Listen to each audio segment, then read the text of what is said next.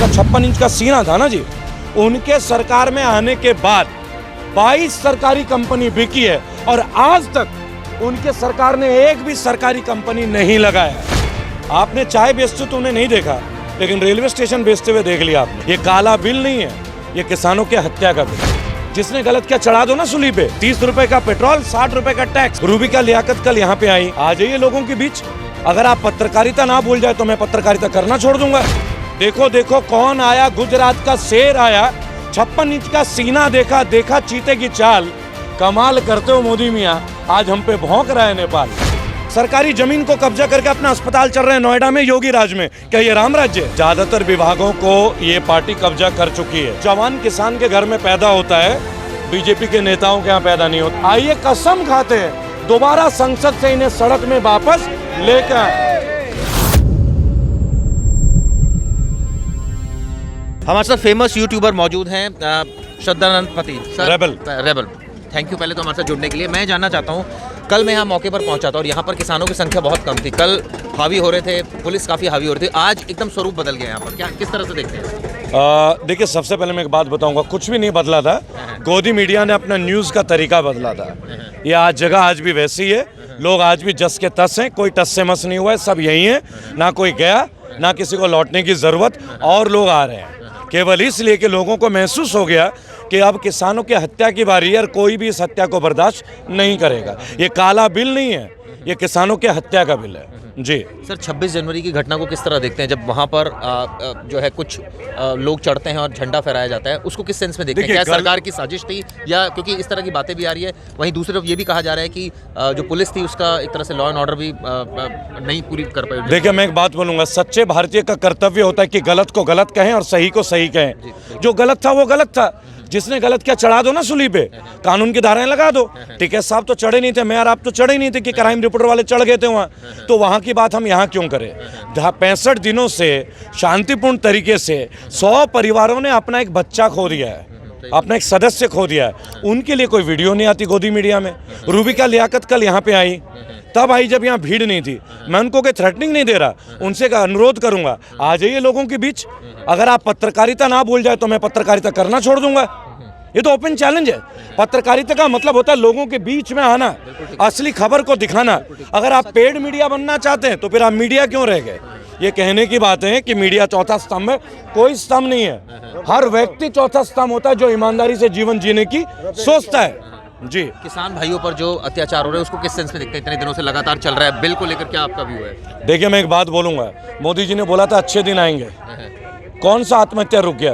पंजाब के किसान आत्महत्या कर रहे हैं, यूपी के कर रहे हैं, महाराष्ट्र के किसान कर रहे हैं। इनमें से कोई एक भी रुका है क्या? कोई एक भी रुका है? अगर आप ये देख लें तो मुझे सूचित कर दें। देखिए, इनकी सरकार आने के बाद बहुत सारे हालात ऐसे हुए हैं जो अक्षम्य अपराध की तरह हुए हैं। मेरे भाई, आप लोग ठीक है? अब आप ये देखिए, ये मेरे युवा साथी हैं और ट्रैक्टर पे हैं सारे, ये भी किसान ही हैं। किसके लिए आए हैं? हमारे राष्ट्र के लिए आए, किसानों के लिए आए जी। बिल को आप किस तरह से देखते हैं? जैसे किसान भाई कह रहे हैं कि तीनों बिल वापस होने चाहिए। आपने भी स्टडी की होगी बिल के बारे में, आपको क्या आपका नजरिया? देखिए, मैं एक बात बोलूंगा आपके मीडियम से, क्वेश्चन भी पूछूंगा। 30 रुपए खर्च होते हैं पेट्रोल को खरीदने में सरकार को, और 60 रुपए का टैक्स लगाती है government. 30 rupees is the cost of 1 litre of petrol and the government is imposing 60 rupees. 30 रुपए का पेट्रोल, 60 रुपए का टैक्स, और वो कहती है कि मैं MSP पे बात नहीं करूंगा। जवाब इसी में, 30 रुपए का पेट्रोल 90 रुपए का हो जाता है और किसान अपनी फसलों का रेट तय ना करे। डॉक्टर 600 रुपए लेगा। आपको पता है, ज़्यादातर विधायक, ज़्यादातर मंत्री इन्हीं के स्कूल, कॉलेज और मेडिकल कॉलेजेस हैं। किसी आम आदमी के कॉलेज हैं क्या? किसी आम आदमी के स्कूल हैं क्या? मैं भाजपा के MP का नाम बता देता हूँ, present doctor Mahesh Sharma, Kailash hospital, 5 अस्पताल हैं उनके। कैसे हो जाते हैं ये? सरकारी जमीन को कब्जा करके अपना अस्पताल चल रहे हैं नोएडा में, योगी राज में। क्या ये राम राज्य है? देखिए, पैरामीटर सबके लिए बराबर होंगे, बराबर। अगर कायदे कानून आपके लिए तो मेरे लिए भी उतने ही होंगे। ये नहीं होगा कि मोदी जी की टीम के लिए अलग और किसानों के लिए अलग, ये नहीं चलेगा। ये साजिश कहा जा रहा है कि जिस तरह से बीजेपी ने खुद पुलिस को ढील दी और उसके बाद ये सारी सिचुएशन हुई, इसको इस सेंस में आप देख रहे हैं, या ये कहीं ना कहीं फेलियर के सेंस में देख रहे हैं? देखिए, ज़्यादातर विभागों को ये पार्टी कब्जा कर चुकी है। मैं तो पुलिस के जवानों को केवल एक सवाल पूछूंगा, ऐसा ईमानदारी का कौन सा खड्डा खोदते हैं ये मंत्री इनकम टैक्स फ्री सैलरी लेते हैं और जीवन भर पेंशन लेते हैं। एक एमएलए तो एक पेंशन, एक एमपी तो फिर 2 पेंशन, मंत्री बन जाओ तो 3 पेंशन। और हमारे देश का पैरामिलिट्री का जो वीर व्यक्ति होता है, क्या वो ईमानदार नहीं है जो उसे पेंशन नहीं मिलती है और उसे इनकम टैक्स देना पड़ता है? सारे विभागों की पेंशन खत्म कर दी। समझ रहे हैं ना आप? ये जब से आए। और एक बात खास आपको बता देना चाहूँगा, बहुत सटीक बात है। माननीय मोदी जी जिन्होंने वादा किया था कि हम सरकार के सरकारी तंत्र को मजबूत कर देंगे, ऐसे मजबूत, उनका 56 इंच का सीना था ना जी, उनके सरकार में आने के बाद 22 सरकारी कंपनी बिकी है और आज तक उनके सरकार ने एक भी सरकारी कंपनी नहीं लगाया है। तो ये अच्छे दिन नहीं है? रेलवे बेचने की तैयारी, आप समझ रहे हो? रेलवे ऑलरेडी बिक चुका है। एयरपोर्ट बेचा आपने, चाय बेचते तो उन्हें नहीं देखा, लेकिन रेलवे स्टेशन बेचते हुए देख लिया आपने, बराबर। उन्होंने कभी एयर नहीं, वो गोविंदा की तरह हो गए हैं, राजा बाबू मूवी की तरह। उनके फोटो में आप देखो, गोविंदा में कभी पायलट, कभी वकील, कभी फार्मूला 1 रेसिंग ड्राइवर। आपको क्या लगता है कोई देश का प्रधानमंत्री, डोनाल्ड ट्रंप घूमा है 5 साल में इतना? मोदी जी का हवाई यात्रा का डिटेल लेके ऐसा लगा जैसे वो विदेश मंत्री है। प्रधानमंत्री थोड़ी घूमता इतना, ये तो विदेश मंत्री का काम है। और फिर अचानक से नेपाल उठ के बोलता है यही हिंदूवादी नेताओं को कि यार अयोध्या तो हमारे यहाँ पे, तुम्हारे यहाँ जो अयोध्या वो डुप्लीकेट है। ये मैं नहीं कह रहा हूँ, रिकॉर्ड, ये नेपाल ने बोला है। इसीलिए हम लोगों ने एक जवाब दिया मोदी जी को। वो बहुत अच्छे जुमले देते हैं कि देखो देखो कौन आया, देखो देखो कौन आया, गुजरात का शेर आया, देखो देखो कौन आया, गुजरात का शेर आया, 56 इंच का सीना देखा, देखा चीते की चाल, कमाल करते हो मोदी मियाँ, आज हम पे भौंक रहा है नेपाल। ठीक है? और ये ओरिजिनल है, ये प्रसून जोशी का नहीं है, ये रेबल का ओरिजिनल है। तो जिस दिन हम जुमलों पे आ जाएंगे ना, आपके जुमलों की डिक्शनरी खाली हो जाएगी। लेकिन हमें जुमले नहीं चाहिए, हमें अच्छे दिन भी नहीं चाहिए, हमें 15 लाख भी नहीं चाहिए। हम आत्मनिर्भर हैं, हमें आत्मनिर्भर का पाठ भी नहीं चाहिए। लास्ट सवाल आपसे पूछूंगा, जो पूरा सिचुएशन बनी, कहीं ना कहीं आपको लगता है कि पुलिस जो है उसको बहुत स्ट्रिक्ट एक्शन लेना चाहिए था अगर कुछ लोग ऐसे अंदर घुस रहे थे, और कहीं ना कहीं पुलिस की फेलियर आपको लगता है इसमें? देखिए, इंटेलिजेंस की फेलियर है। हम पुलिस को क्यों बोले? और मैं इस वीडियो के माध्यम से एक बात और बोलूँगा, जिन भी लोगों ने हमारे वीर पुलिस वाले और जवानों पे हाथ उठाया है वो अक्षम्य अपराध है, वो भी हमारे भाई हैं। और आपको बता दें कि जवान किसान के घर में पैदा होता है, बीजेपी के नेताओं के यहाँ पैदा नहीं होते या कांग्रेस के नेताओं के नहीं होते, कोई भी पॉलिटिकल पार्टी हो, ये सब एक ही थाली के चट्टे बट्टे हैं।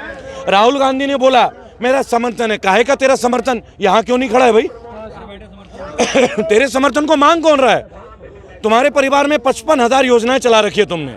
दूसरे पे आइए, अखिलेश यादव जी ने ट्वीट किया, यहाँ क्यों नहीं है भाई? आइए ना यहाँ पे, मैं कैसे हूँ, आप कैसे हैं? आइए बात करते हैं तेजस्वी यादव की, मेरा समर्थन। अरे काहे का तेरा समर्थन? काहे का समर्थन? समर्थन जनता का है, समर्थन 135 करोड़ भारतीयों का है। एक मिशन बना लीजिए, हम लोगों ने इन लोगों को सड़क से संसद पहुंचाया था कि नहीं भाई? आइए कसम खाते हैं दोबारा संसद से इन्हें सड़क में वापस लेकर आए। इनके विधायक भी कहा गया, एक फिर से एक बार बोलेंगे, फिर एक बार बोलेंगे, अब की बार किसान सरकार, अब की बार, अब की बार, अब की बार। जी, मानते हैं कि कहीं ना कहीं जैसे एक भगत सिंह की लाइन है कि जी, बहरों को सुनाने के धमाकों, ये पढ़ लीजिएगा, बिल्कुल बिल्कुल एनार्किस्ट हैं। जी जी। आपको एक बात और बता दें, भगत सिंह को एनार्किस्ट माना गया है। और अभी मैं नेताजी सुभाष चंद्र बोस के परिवार से मिलने गया था, 23 जनवरी को मैं कलकत्ता में था। पीएमओ ने जिन लोगों को बुलाया था ना, उन लोगों को पीएमओ ने बाहर कर दिया। उनमें से एक था अजय चक्रवर्ती, और वो मेरे फाउंडेशन में है शामिल। और मेरे फाउंडेशन के 12 करोड़ लोग, जो भारत का सबसे बड़ा फाउंडेशन है, उन्होंने किसान यूनियन को अपना समर्थन दे दिया है पूर्ण था। वो तो लग रहा है आप यहाँ भी पहुंचे। जी, तो ये तो जी, जी। मैं जानना चाह रहा था, जिस तरह से भगत सिंह ने कहा था कि गूंगों को सुनाने के लिए, बहरों को सुनाने के लिए धमाके की जरूरत होती है, तो अब किसान जो है वो उस स्ट्रैटेजी पर चलना चाहिए उनको, या क्योंकि बहुत सारे प्रोटेस्ट आपने भी देखे, मैंने भी देखे, जब तक प्रोटेस्ट में एक तरह से कहा जाए किनारे पर सरकार बिठा देती है तो वो कहती है बैठे रहो। भगत सिंह के बारे में शायद आप लोग एक बात नहीं जानते, हम लोग बागी हैं तो पढ़ते हैं उनको। भगत सिंह ने जब असेंबली हॉल में बम गिराया था ना, उन्होंने उस कोने में बम गिराया था जहां कोई लोग बैठे नहीं थे, ताकि कोई हताहत ना हो, लेकिन उसकी गूंज जो है वो सीनेट तक जाए। और ये गूंज यहाँ पे वही है, भगत सिंह वाली गूंज ही है। यहाँ से गूंज पूरे भारत में चल रहा है। आज भारत के कोने कोने से पानी आ रहा है। टिकैत साहब ने बोला पानी चाहिए, जिस दिन टिकैत साहब ने कुछ और मांग लिया ना, उस दिन वो भी आ जाएगा। थैंक यू हमसे बात करने के लिए। धन्यवाद। तो जाहिर तौर पर बहुत फेमस यूट्यूबर हैं। विधायकों की बदमाशी इसमें और पूछो एक बार। विधायकों की बताइए। ये चलिए, विधायकों की चलिए। बदतमीजी का क्या है देखिए, मामला? विधायक तो होते ही है, बदमाशी के लिए नया क्या है। कुलदीप सेंगर कौन है? आज मुझे एक बात बताइए, ये कहते कि नेता ईमानदार है। आप एक एक बीजेपी के, कांग्रेस के, आम आदमी पार्टी के सबके घर पे जाइए और एक फोटो खींच के लाइए। हर एक के घर में फॉर्च्यूनर, BMW के नीचे गाड़ी नहीं मिलेगी। कहाँ से आती है ये? और इनमें से हर एक के परिवार की कोई ना कोई कंपनी, सड़क का ठेका, कोई पानी का ठेका, मिनरल वाटर का, गाड़ियों की एजेंसीज और होटल और स्कूल और कॉलेज, ये तो इनके बाप दादा की जागीर है। ये विधायक हमने बनाए हैं, हम अपने गाँव में इन विधायकों को घुसने नहीं देंगे। अब हम कह रहे हैं ये विधायक हमने बनाए, योगी जी ने विधायक नहीं बनाए। देखिए भाई साहब, एक ठीक है छोटा ना? सा सवाल विधायक है। हमने बनाए, नहीं, गाँव ये में विधायक घुसने नहीं देंगे हम इन्हें। ये विधायक जो आपने विधायक नहीं, बदमाशी दिखा रहे हैं सुनिए, ये विधायक मैनर आपने नहीं बनाई। ये भी आपको एक बात बता दूं, एक्चुअली ये विधायक बनाए ईवीएम ने। किसने बनाया? किसने बनाया? इस आंदोलन के जस्ट बाद रेबल फाउंडेशन 1 लाख लोगों की मानव श्रृंखला तैयार कर रहा है, स्टॉप ईवीएम।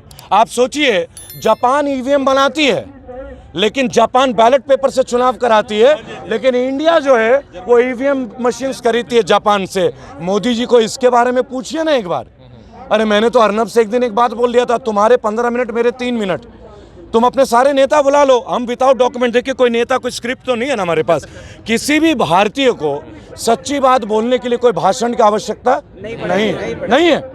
बस आप न्यूज़ देखिए, आप पढ़िए, आप एक दूसरे को समझिए। लेकिन अब की बार मैं आप लोगों को एक वीडियो से एक बात और कहूँगा कि आप अपने भारत के हिस्से को जानिए। भारत का मतलब केवल उत्तर भारत नहीं है, पूर्व में भी भारत है, दक्षिण में भी भारत है। अंग्रेजों ने नहीं बोला था डिवाइड एंड रूल, हमारे पॉलिटिकल लीडर बोलते हैं, बराबर। तो देश को एक कीजिए, किसान एकता मतलब अखंड भारत। जय हिंद, जय भारत। बात करने के लिए फेमस यूट्यूबर है जिन्होंने क्राइम रिपोर्टर चैनल से एक्सक्लूसिव बातचीत की, चिराग गोठी, क्राइम रिपोर्टर।